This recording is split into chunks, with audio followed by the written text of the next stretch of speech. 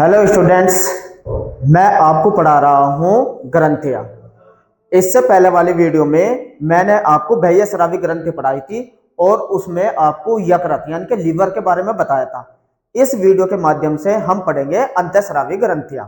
अंतःस्रावी ग्रंथियां और बाह्य स्रावी ग्रंथि में अंतर क्या होता है। सबसे पहले आप अंतर देखिए।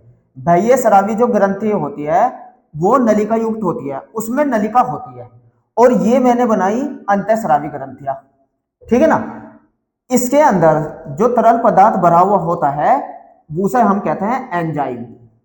वो क्या कहलाता है? एंजाइम। और जो अंतःस्रावी ग्रंथियां होती है इसके अंदर जो तरल पदार्थ भरा होता है और इससे जो तरल पदार्थ स्रावित होता है वो होता है हार्मोन्स। हार्मोन्स इसके अंदर ये ग्रंथियां नहीं हो, ये नलिका नहीं होती। कह सकते हैं बाह्य स्रावी ग्रंथि जो होती है वो नलिका युक्त होता है और नलिका में को एंजाइम रुधिर में आते हैं, लक्षण कोशिकाओं पे पहुंचते हैं। जिस कोशिकाओं में एंजाइम को जाना है ये क्या कहते हैं? नलिका के द्वारा लक्षण कोशिकाओं में पहुंचते हैं। अंत ये होती है बाह्य स्रावी ग्रंथि। लेकिन जो अंतःस्रावी ग्रंथि होती है उसके अंदर हार्मोन्स उपस्थित होते हैं और नलिका विहीन होती है। ये सीधे रुधिर में आते हैं। हार्मोन्स ये सीधे कहां आते हैं? रुधिर में आते हैं। तो ये अंतर होता है। इस वीडियो के माध्यम से हम पढ़ेंगे। सबसे पहले देखो अंतःस्रावी तंत्र देखो किसको कहते हैं। ग्रंथि के बारे में समझिए। यह एक थैली के आकार की रचना होती है, थैली ग्रंथियां, जिसमें से एंजाइम या हार्मोन, देखो अभी आया ना, एंजाइम निकलते हैं या हार्मोन्स निकलते हैं। एंजाइम कहां से निकलते हैं? बाह्य स्रावी ग्रंथि से। हार्मोन्स कहां से स्रावित होते हैं? अंतःस्रावी ग्रंथि से। इसी तरीके से ग्रंथियां तीन प्रकार की होती है। सबसे पहले बाह्य स्रावी ग्रंथि, एक्सोक्राइन ग्लैंड्स। इसमें मैंने आपको लीवर के बारे में पढ़ाया था। इसके बाद अंतःस्रावी ग्रंथि, एंडोक्राइनो ग्लैंड। ये 9 प्रकार की होती है जिसमें कि हम इस वीडियो के माध्यम से पढ़ेंगे। और इनसे क्या स्रावित होता है? हार्मोन्स। तीसरा होती है मिश्रित ग्रंथि। और मिश्रित ग्रंथि कौन सी होती है? अग्नाशय। बहुत इंपॉर्टेंट क्वेश्चन है, पूछा जाता है मिश्रित ग्रंथि का नाम बताओ। तो क्या होती है मिश्रित ग्रंथि? अग्नाशय, जिसे पेनक्रियाज भी कहते हैं। इसका दूसरा नाम क्या होता है? पेनक्रियाज। आइए अब अंतःस्रावी ग्रंथि के बारे में समझते हैं थोड़ा सा। अंतःस्रावी ग्रंथि, सबसे पहले बहुत मोस्ट इंपोर्टेंट क्वेश्चन आपसे अगर पूछा जाए अंतःस्रावी ग्रंथि का अध्ययन क्या कहलाता है, ये आपको सबको पता होता है। जैसे कि क्या कहलाता है? एंडोक्राइनोलॉजी। अंतःस्रावी ग्रंथि से संबंधित विज्ञान को क्या कहा जाता है? एंडोक्राइनोलॉजी कहलाता है। यानी कि इसके अंतर्गत ही हम अंतःस्रावी ग्रंथियों का अध्ययन करते हैं। देखो बहुत इंपॉर्टेंट, इसमें नलिका नहीं होती। अभी मैंने थोड़ी देर पहले आपको बताया अंतःस्रावी ग्रंथि में कोई नलिका नहीं होती। और इससे जो हार्मोन निकलते हैं, जो हार्मोन निकलते हैं वे सीधे रुधिर में आके मिलते हैं। इससे निकलने वाले हार्मोन रक्त में जाकर मिल जाते हैं। मनुष्य में कुल कितने प्रकार की अंतःस्रावी ग्रंथि होती है? 9 प्रकार के अंतःस्रावी ग्रंथियां पाई जाती है। आपसे क्वेश्चन अगर कभी भी पूछा जाए निम्न में से कौन सी ग्रंथि अंतःस्रावी ग्रंथि है, तो आपको 9 के बारे में, ग्रंथियों के बारे में पता हो कौन सी होती है। आइए देख लेते हैं। सबसे पहले पीयूष ग्रंथि, इसको पिट्यूटरी ग्रंथि भी कहते हैं। पीयूष ग्रंथि को पिट्यूटरी ग्रंथि भी कहा जाता है। दूसरी थायराइड ग्रंथि, दूसरी कौन सी होती है? थायराइड ग्रंथि। एक चित्र के माध्यम से हम जानेंगे कि ये ग्रंथि कहां उपस्थित होती है। पहले आप ग्रंथों को देखिए। तीसरी होती है पैराथायराइड ग्रंथि, फिर होती है एड्रिनल ग्रंथि, नंबर 5 पे अग्नाशय, फिर थाइमस। देखिए अग्नाशय का नाम आया इसमें। अग्नाशय जो है क्या है? अंतःस्रावी ग्रंथि भी होती है, बाह्य स्रावी भी ग्रंथि। यानी कि अग्नाशय से, ये जो अग्नाशय होता है इससे हार्मोन्स भी निकलता है और एंजाइम भी निकलते हैं। इसलिए अग्नाशय जो है बाह्य स्रावी ग्रंथि में भी आती है, अंतःस्रावी ग्रंथि में भी आती है। इस तरीके से ये मिश्रित ग्रंथि भी कहलाती है। ठीक है ना। थाइमस, फिर 7वें नंबर पर पीनियल ग्रंथि, 8वें पर जनद और 9वें पर हाइपोथैलेमस। इस तरीके से कुल अंतःस्रावी ग्रंथियों की संख्या होती है 9। ये अंतःस्रावी ग्रंथि होती है 9। तो इस वाले चैप्टर में हम पढ़ेंगे सबसे पहले थायराइड ग्रंथि। पहले तो ग्रंथियां देखिए, ये 9 की 9। सबसे पहले ग्रंथि देखिए, मस्तिष्क में उपस्थित होती है हाइपोथैलेमस। पहले नंबर हाइपोथैलेमस, ये मस्तिष्क के अंदर हाइपोथैलेमस ग्रंथि होती है।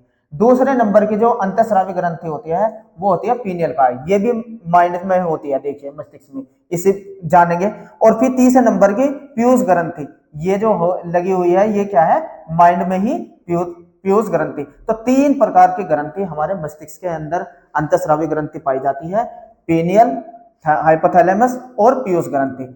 ये जो चौथे नंबर की जो ग्रंथि होती है थायराइड ग्रंथि, ये कौन सी होती है, थायराइड ग्रंथि। और थायराइड ग्रंथि जो ये एच के आकार की ग्रंथि होती है, इस तरीके से इसके चारों कोनों पे दाने जैसी ऐसी ग्रंथि और उपस्थित होती है थायराइड ग्रंथि में, जिसे हम पैराथायराइड कहते हैं। पांचवें नंबर की थायराइड ग्रंथि के अधः तल पर उपस्थित 4 पैराथायराइड ग्रंथियां उपस्थित होती है, ठीक है ना। ये पांचवें नंबर की हो गई। ये छठे नंबर पे देखिए अग्नाशय, छठे नंबर पर कौन सी होती है, ये अग्नाशय, ये रहा, ठीक है। सातवें हो गई, ये क्या होती है, किडनी। किडनी के ऊपर जो टोपी जैसी संरचना होती है, किडनी के ऊपर टोपी जैसी संरचना होती है, इसे कहते हैं अधिवरक ग्रंथि। तो सातवें नंबर की हो गई अधिवरक ग्रंथि। आठवीं वर्षण, पुरुष में नर में क्या होती है, वर्षण, और मादा में क्या होती है, अंडाशय। ये तो ये भी एक क्या होती है, वर्षण से भी नर हार्मोन का स्रावन होता है और अंडाशय से मादा हार्मोन्स का स्रावन होता है। इस तरीके से हम कह सकते हैं पुरुष है तो वर्षण उसकी क्या हो जाएगी, अंतःस्रावी ग्रंथि हो जाएगी, और अगर मादा है तो उसकी अंतःस्रावी ग्रंथि क्या हो जाएगी, अंडाशय हो जाएगी। आइए इस चैप्टर में हम जानेंगे सबसे पहले थायराइड ग्रंथि के बारे में। सबसे पहले हम पढ़ेंगे थायराइड ग्रंथि के बारे में। अब ये थायराइड ग्रंथि के बारे में पढ़ने से पहले आप एक बात को ध्यान में रखिए, जो थायराइड ग्रंथि होती है, थायराइड, इसमें 2 प्रकार की कोशिकाएं होती है, याद रखना। सबसे पहले आती है पुटिकाएं, पुटिकाएं, और दूसरे प्रकार की जो कोशिकाएं होती है उसे कहते हैं हम सी कोशिकाएं, सी कोशिकाएं। ये सभी स्टूडेंट को पता हो, 2 प्रकार की थायराइड ग्रंथि के अंदर कोशिकाएं होती है, जिसे इसे कहते हैं सी कोशिकाएं और इसे कहते हैं पुटिकाएं। अब ये जो पुटिकाएं होती है, इनसे 2 प्रकार के हार्मोन का स्रावन होता है। ये डायग्राम आपको सबको पता हो, 2 प्रकार के हार्मोन कौन कौन से निकलते हैं। एक तो होता है T4, इसे कहते हैं थायरॉक्सिन। ये कौन सा हार्मोन होता है, थायरॉक्सिन हार्मोन। ये हार्मोन होता है थायरॉक्सिन, जो कि पुटिकाओं से स्रावित होता है। और दूसरा होता है T3 हार्मोन, इसे T4 को कहते हैं टेट्रा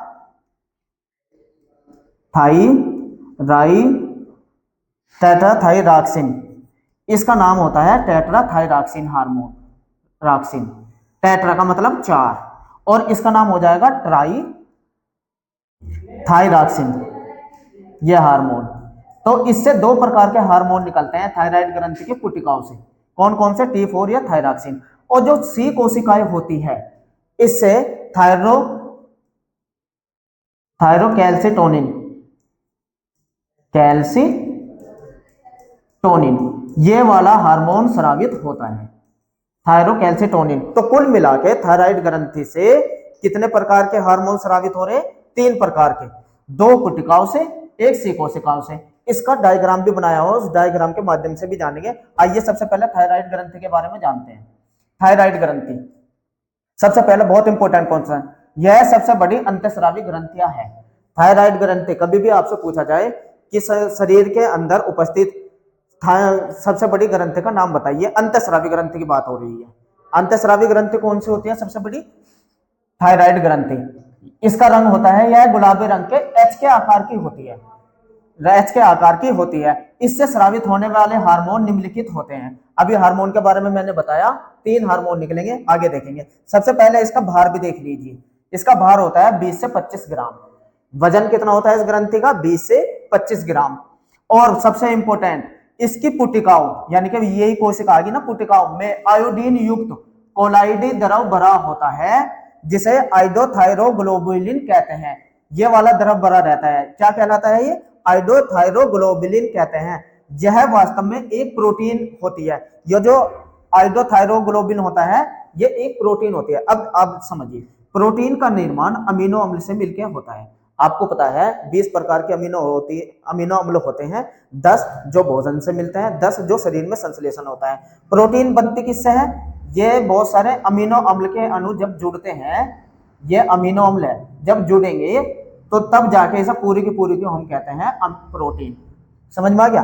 अब ये जो अमीनो अम्ल है इसकी बात कर रहे हैं हम, आइडोथायरोग्लोबुलिन, इसमें क्या क्या होता है, ये देखिए टायरोसिन अमीनो अम्ल होता है, टायरोसिन। अब ये क्या काम करेगा, ये टायरोसिन आयोडीन से मिलेगा। इस आइडोथायरोग्लोबुलिन का जो टायरोसिन अमीनो अम्ल होता है, अलग अलग अमीनो अम्ल है, लेकिन जो टायरोसिन अमीनो अम्ल होता है इसके अंदर वो आयोडीन से क्रिया कर लेता है। देखो ये लिखा ना, आयोडीन से मिलकर दो हार्मोन बनाता है। कौन बनाएगा, टायरोसिन अमीनो अम्ल। बहुत इंपॉर्टेंट क्वेश्चन। टायरोसिन अमीनो अम्ल प्लस आयोडीन मिलकर दो हार्मोन बनाएंगे, और दोनों के दोनों मैंने आपको बताया था कौन कौन से। नंबर 1 वही जो मैंने अभी आपको बताया था, T4 और T3। लेकिन नोट, कुछ और बात समझिए। थायराइड ग्रंथि की पुटिकाओं के अलावा कुछ कोशिकाओं के ठोस गुच्छे भी पाए जाते हैं, जिन्हें पैरापुटिकीय या सी कोशिकाएं भी कहते हैं। अभी थोड़ी देर पहले मैंने बताया था सी कोशिकाएं। इससे थायरोकैल्सिटोनिन, अभी ये बताया था ना, थायरोकैल्सिटोनिन हार्मोन स्रावित होता है, जो कि रुधिर और मूत्र में कैल्शियम की मात्रा को नियंत्रित करता है। इस थायरोकैल्सिटोनिन का काम क्या होता है, रुधिर में और मूत्र में कैल्शियम की मात्रा का नियमन करना। अगर कैल्शियम की मात्रा बढ़ती है उसे घटाएगा, और घट रही है तो बढ़ाएगा। ये काम कौन सा हार्मोन करता है, थायरोकैल्सिटोनिन। और कहां से निकलता है, सी कोशिकाओं से। थायराइड ग्रंथि की देखिए ये रहा। अब आप इस डायग्राम को जरा गौर से देखिए। ये थायराइड ग्रंथि है, और अगर इस थायराइड ग्रंथि की कोशिकाओं की बात करें तो देखो ये होगी इसकी फोलिकल सेल। ये पूरी की पूरी क्या कहलाएगी, फोलिकल सेल। फोलिकल सेल यानी कि पुटिकाएं, इसी को कहते हैं हम पुटिकाएं। और इसके अंदर जो ये सेल है इसकी, ये देखो कोशिकाएं जो है, इन कोशिकाओं के अंदर हार्मोन भरा हुआ है, और जिस हार्मोन को हम क्या कहते हैं, T4, यानी कि थायरोक्सिन। क्या कहलाता है, थायरोक्सिन हार्मोन। लेकिन जो इसकी सी कोशिकाएं होती है, ये सी कोशिकाएं, ये सी कोशिकाएं, इसके अंदर कैल्सिटोनिन नामक हार्मोन भरा हुआ होता है सी कोशिकाओं के अंदर। ठीक है, तो इस तरीके से दो प्रकार की कोशिकाएं हैं, एक येरी और एक येरी सफेद सी। तो इस तरीके से दो हार्मोन तो इससे निकल रहे हैं, एक ये T3 भी इसी से निकलता है, ये T3 T4 इसके अंदर पुटिकाओं के अंदर। लेकिन सी कोशिकाओं के अंदर थायरोकैल्सिटोनिन। ठीक है, इसके बाद आइए समझते हैं। आप ये समझिए, ये थायराइड ग्रंथि है जो कि हमारे गले के अंदर, गले और स्वर तंत्र जो होता है बोलने का, वो उनके बीचों बीच ये बनी होती है। ये है थायराइड ग्रंथि। ये रहा इसका आकार, देखो इसके चारों तरफ ये दाने जैसी संरचना है, ये पैराथायराइड ग्रंथि है, पैराथायराइड ग्रंथि ये वाली। ठीक है, अभी जब पढ़ेंगे इसके बारे में भी जानेंगे। आइए थायराइड ग्रंथि के बारे में थोड़ा सा और जानते हैं। सबसे पहले थायरॉक्सिन या टेट्राहाइड्रोथायरोक्सिन हार्मोन भी कहते हैं इसका। इसका नाम है थायरॉक्सिन हार्मोन या टेट्राहाइड्रोथायरोक्सिन यानी कि T4। सबसे पहले कैंडल ने इसके रवि बनाए थे, सबसे पहले कैंडल ने इसके रवि बनाए थे, इसलिए इसे कैंडल जो कैंडल हार्मोन्स के नाम से भी जानते हैं। कैंडल ने सबसे पहले इस हार्मोन के रवि बनाए, इंपॉर्टेंट क्वेश्चन। ठीक है, और इसलिए इसे कैंडल हार्मोन भी नाम से भी जाना जाता है इस हार्मोन को। इसका कार्य क्या होता है थायरॉक्सिन का, बहुत इंपॉर्टेंट, उपापचय क्रियाओं पर नियंत्रण करना, जिससे शरीर का ताप भी नियंत्रित होता है। यानी कि जो कि हमारे शरीर में उपापचय क्रियाएं होती है, उपापचय क्रियाएं जैसे कार्बोहाइड्रेट का ग्लूकोज में बदलना, प्रोटीन का अमीनो अम्ल में बदलना, तो ये सारी क्रियाएं क्या होती है, मेटाबॉलिक उपापचय क्रियाएं। और ये इसका क्या कहता है, उपापचय क्रिया का नियंत्रण कौन करता है, थायरॉक्सिन हार्मोन करता है, थायरॉक्सिन हार्मोन। और जिससे शरीर का ताप भी नियंत्रित रहता है। ये काम इसका इंपॉर्टेंट है, शरीर के ताप को बनाए रखना। दूसरा काम इसका ऊर्जा उत्पादन को बढ़ावा देता है, जिससे इसे कैलोरीजन हार्मोन भी कहते हैं। बहुत इंपॉर्टेंट, देखो 3 नाम होंगे इसके, एक ये रहा कैलोरीजन, 4 नाम हो गए, थायरॉक्सिन, टेट्राहाइड्रोथायरोसिन, कैंडाल, और चौथा कैलोरीजन हार्मोन। तो ये नाम से भी पूछ लिया जाता है। नेक्स्ट, यह आंत में ग्लूकोज अवशोषण, कोशिकाओं में ग्लूकोज की खपत, हृदय स्पंदन दर, प्रोटीन संश्लेषण की गति व शरीर के ताप में वृद्धि करता है। यानी कि ये वाले काम भी इसके होते हैं। जो हमारी कार्बोहाइड्रेट होती है शरीर के अंदर, वो क्या होती है, ग्लूकोज में टूटती है, और ग्लूकोज जो है बड़ी आंत की जो दीवार होती है इसके अवशोषण के तल को बढ़ा देता है ताकि ग्लूकोज इसकी दीवार में आसानी से चला जाए। यही कह रहा है आंत में ग्लूकोज अवशोषण को बढ़ाना, ठीक है ना। अब यदि बहुत इंपॉर्टेंट, अगर मेंढक के जो भेग शिशु होते हैं मछली के जैसे लगते हैं ना वे, अगर उनकी थायराइड ग्रंथि को निकाल दिया जाए तो वो आगे समय बीतने के बाद मेंढक में तब्दील नहीं होने के, वे मेंढक नहीं बनेंगे। बहुत इंपॉर्टेंट क्वेश्चन देखिए, यदि मेंढक के भेग शिशुओं की थायराइड को निकाल दिया जाए तो मेंढक में रूपांतरित नहीं हो पाता, यानी कि वो मेंढक नहीं बनेगा अगर थायराइड ग्रंथि को निकाल दिया जाए, ठीक है। नेक्स्ट, अब देखिए दूसरा हार्मोन बताया था मैंने, ट्राईआइडोथायरोनिन। ट्राईआइडोथायरोनिन यह थायरॉक्सिन के समान ही है, जो भी थायरॉक्सिन जो टिप होता है उसके समान ही है, बस काम क्या होता है, लेकिन थायरॉक्सिन की अपेक्षा 4 गुना अधिक प्रभावी होता है ये, यानी कि उससे 4 गुना कार्य करता है, और कोशिकाओं में जाकर थायरॉक्सिन भी क्या काम करता है, T3 में ही बदल जाता है, तब काम करता है। तो ये भी काम उसकी तरह करता है T4 की तरह। तीसरा जो हार्मोन है थायरोकैल्सिटोनिन, जो कि सी कोशिकाओं से निकलता है। यह हार्मोन प्रोटीन होता है और सी कोशिकाओं द्वारा स्रावित होता है, अभी मैंने थोड़ी देर पहले बताया था। और यह हार्मोन का कार्य क्या होता है, रुधिर में और मूत्र में कैल्शियम की मात्रा का नियंत्रण करना। बहुत इंपॉर्टेंट क्वेश्चन, कैल्शियम की मात्रा को नियंत्रित करता है, कहां से, रुधिर और कहां से, मूत्र में, ठीक है ना।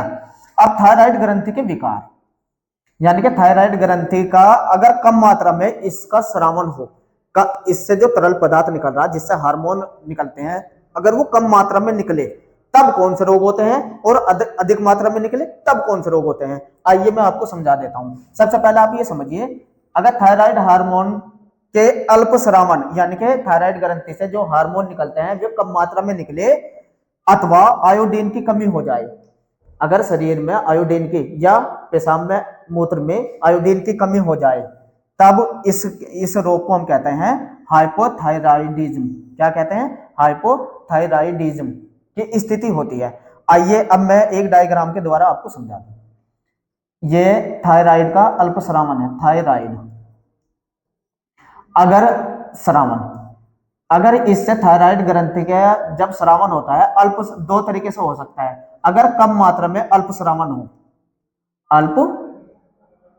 अल्प स्रावन, अगर अल्प स्रावन हो या अति स्रावन, यानी कि ज्यादा मात्रा में बने, अति स्रावन, तो अलग अलग तरह के रोग होते हैं। अब आप ये समझिए, अगर थायराइड ग्रंथि का अल्प स्रावन होता है, यानी कि इस स्थिति को हम कहते हैं हाइपोथायरोडिज्म, ये कहलाता है हाइपोथायरोडिज्म। लेकिन अगर अधिक स्रावित हो जब इसे कहते हैं हाइपर थायरोडिज्म। ये स्थिति होते हैं। अतिस्रावन को क्या कहेंगे, हाइपरथायरोडिज्म, अगर अधिक मात्रा में हार्मोन्स बने, या कम मात्रा में बने जब हाइपोथायरोडिज्म। लेकिन इसके अति अल्प स्रावन से 4 तरह के रोग हो जाते हैं। नंबर 1 मिक्सिडीमा, एक रोग कौन सा हो जाता है, कम स्रावित होता है, मिक्सिडीमा। इस रोग के बारे में अभी थोड़ी देर में बताएंगे। एक तो ये होता है मिक्सिडीमा, दूसरा होता है क्रिटेनिज्म। क्या होता है वो, क्रिटेनिज्म, यानी कि मंदबुद्धि वाला, क्रिटेनिज्म एक होता है, क्रिटेनिज्म। फिर एक होता है घेंगा,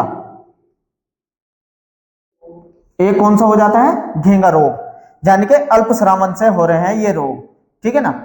मिक्सिडीमा, क्रिटेनिज्म, घेंगा। और अगर हाइपर हो तो प्लूमर का रोग होता है। कौन सा, प्लूमर रोग।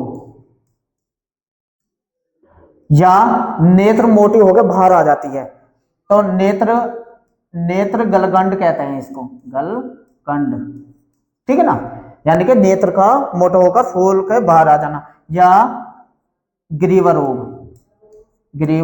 रोग। आइए ये इनके बारे में जानते हैं थोड़ा सा।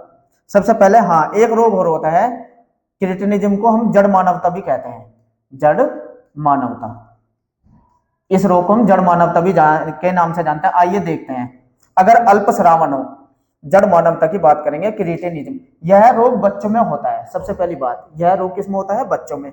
इसमें बच्चों का मानसिक विकास एवं शारीरिक विकास रुक जाता है, अवरुद्ध हो जाता है। बच्चों का मानसिक और शारीरिक विकास रुकेगा कब? जब इन हार्मोन का स्रावन कम मात्रा में होता है और बच्चे बोने रह जाते हैं। ये बच्चे बोने रह जाते हैं। ऐसे बच्चों को क्रिएटिन्स, बहुत इंपॉर्टेंट, इन बच्चों को क्या कहेंगे? क्रिएटिन्स कहते हैं। इनके जननांग भी विकसित नहीं होते। ये देखिए, ये जो बच्चा है इसको यही रोग है, क्रिएटिनिज्म, ठीक है ना। इसको जड़ मानवता, ये जड़ मानवता रोगी है, ठीक है। इसके बाद दूसरा जो रोग मैंने बताया अल्पस्रावन से, मिक्सिडीमा।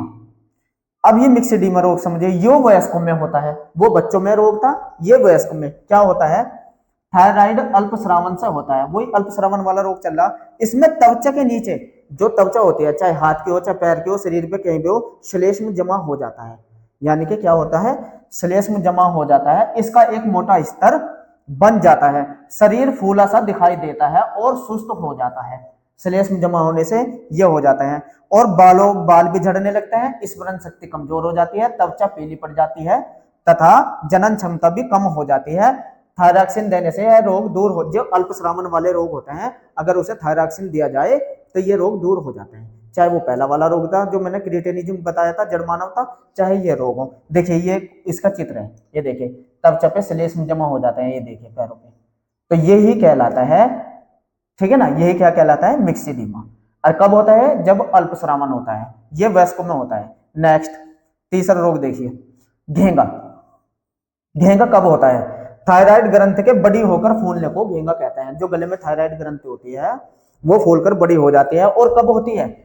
जब भोजन में आयोडीन की कमी होती है। जब भोजन में क्या होती है? आयोडीन की कमी। देखिए ये गला है और ये इसका गला फूला हुआ है, यानी कि इसको घेंगा रोग है। यही होता है घेंगा रोग। कब होता है? जब आयोडीन की कमी होती है, ठीक है। और चौथा रोग देखिए, नंबर 4 का रोग यह है हाशिमोटो का रोग। इस रोग को भी आप समझिए, हाशिमोटो का रोग क्या होता है? जब थायराइड का अल्पस्रावन बहुत ही कम मात्रा में उपस्थित होता है, बहुत ही कम मात्रा में होता है, तब क्या होता है? जो हम दवाई लेते हैं थायरॉक्सिन की, जो प्रोटीन होते हैं वो उसकी पहचान नहीं कर पाते और थायराइड ग्रंथि पर ही हमला कर देते हैं और थायराइड ग्रंथि को ही खत्म कर देते हैं। यानी कि वो विष का काम करेगी। जो दवाई आपने ली है वही विष का काम करने लगेगी। कब? जब अल्पस्रावन हो। देखिए जब, और थायराइड ग्रंथि को मार देगी, आत्मथैली कर देगी। यानी कि थायराइड का स्रावन अत्यधिक कम हो जाए, तब उपचार हेतु दिया गया प्रोटीन, जो भी उपचार के लिए आपने दवाई दी, हार्मोन विष, यानी कि जो एंटीबॉडी बनेगी, जैसा काम करता है और स्वयं ही ग्रंथि को नष्ट कर देता है। वो पूरी की पूरी ग्रंथि को नष्ट कर देंगे। इसे थायराइड की आत्महत्या कहते हैं। और ये किस रोग में होता है? हाशिमोटो का रोग। इस तरीके से आपने 4 रोग के बारे में पढ़ा है। इसके अंदर मिक्सिडीमा कम स्रावन से, मिक्सिडीमा, जड़ मानवता, और तीसरा रोग आपने पढ़ा है घेंगा, और चौथा रोग क्या हो गया? हाशिमोटो का रोग। इस तरीके से 4 रोग होते हैं। अब 2 रोग और समझ लीजिए बस, ये अतिस्रावन से अगर ज्यादा मात्रा में हो, ये देखो अतिस्रावन, हाइपरथायरॉयडिज्म, जो मैंने आपको अभी बताया था। सबसे पहले टॉक्सिक गवाइटर, ये वाला रोग भी समझिए। इसमें हृदय गति तीव्र हो जाती है और रक्तचाप बढ़ जाता है, श्वसन दर भी तेज हो जाती है। एक रोग तो हो गया ये। दूसरा एक्सोपथेलमिया, दूसरा रोग है। इस रोग में आंख फूलकर नेत्र कोटर से बाहर निकल जाते हैं। मैंने अभी आपको बताया था, आंख फूलकर बाहर निकल जाते हैं। तीसरा प्लूमर का रोग। इस रोग में थायराइड ग्रंथि में जगह जगह गांठें बन जाती है। थायराइड ग्रंथि में जगह जगह गांठें बन जाएगी। और लास्ट हो गया ग्रेव्स का रोग। इस रोग में ग्रंथि फूल जाती है। इस तरीके से अतिस्रावन से भी 4 रोग मैंने आपको बताए, ये रहे चारों के चारों रोग, और अल्पस्रावन से भी 4 रोग बताए। ये आपने पढ़ा थायराइड ग्रंथि के पूरे बारे में। अगर थायराइड ग्रंथि से कहीं भी क्वेश्चन आए या लिखने को आए या कहीं भी कंपटीशन में पूछे, तो अगर क्वेश्चन आपसे पूछ ले जाता है तो कोई भी क्वेश्चन ऐसा नहीं है जो आप ना बना पाए। तो इसके बाद मैं आपको नेक्स्ट वीडियो में पीयूष ग्रंथि के बारे में पढ़ाऊंगा और सीरीज ऐसे ही चलती रहेगी अंतःस्रावी ग्रंथियां की। तो मिलते हैं नेक्स्ट वीडियो में। थैंक्स जुड़े रहने के लिए।